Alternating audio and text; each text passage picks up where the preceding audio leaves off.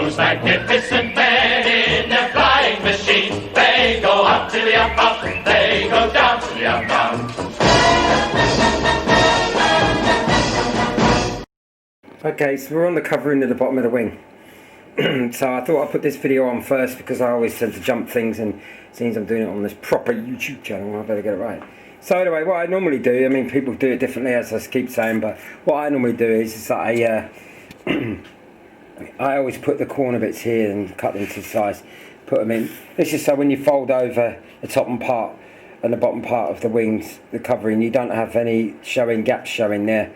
You know, on this particular model, because this will be in one colour, top and bottom wing.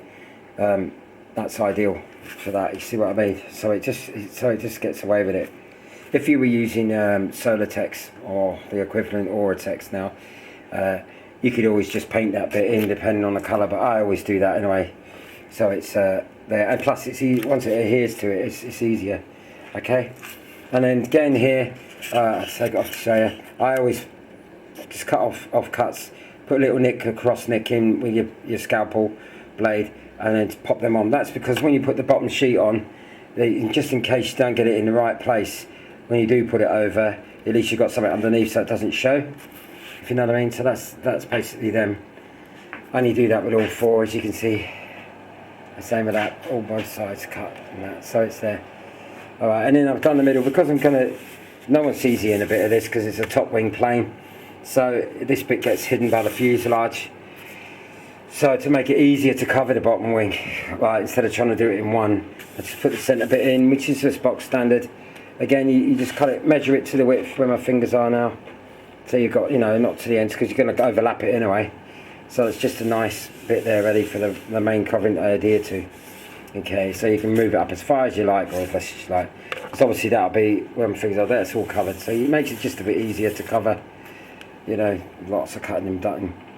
And then another thing I might add is, it's common sense, but a lot of people I tend to forget, once you see the holes for the wings bolts, I always mark them through so you can see them one side, so when you cover the top part, then you've got that. Okay, I might add as well, I know it's not part of covering the wing, but it's all part of the bloody wing. If I turn it round, obviously you see I had to cut out here, the section out in the middle, right, to sort out the broken bits and wires coming through for the servos and the wings. So what I've done before I do any covering, I get a piece of the bolster I'm going to replace the panel with, put it underneath, basically on the original panel, and trace out the curve so that the curve's in, so it all fits. So, but basically I'll put all that on after I've done the bottom covering. Okay, because then I'm going to run the wires through for the servos. Then I'll put these plates back on the top. I'm cheating. Okay, so that'll be nice, ready to go. Okay, so they're made. Okay, so that's that really taken care of. So that's not a lot more else to say on that issue. So the next job obviously will be, if I don't break everything in the bit, so I put the box in, is to cover the bottom wings. And that will be getting there, nice and prompt. Okay, so that'll be another video, next video even.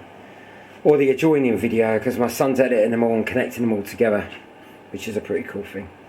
So, there you go. Alright, lovely. Cheerio.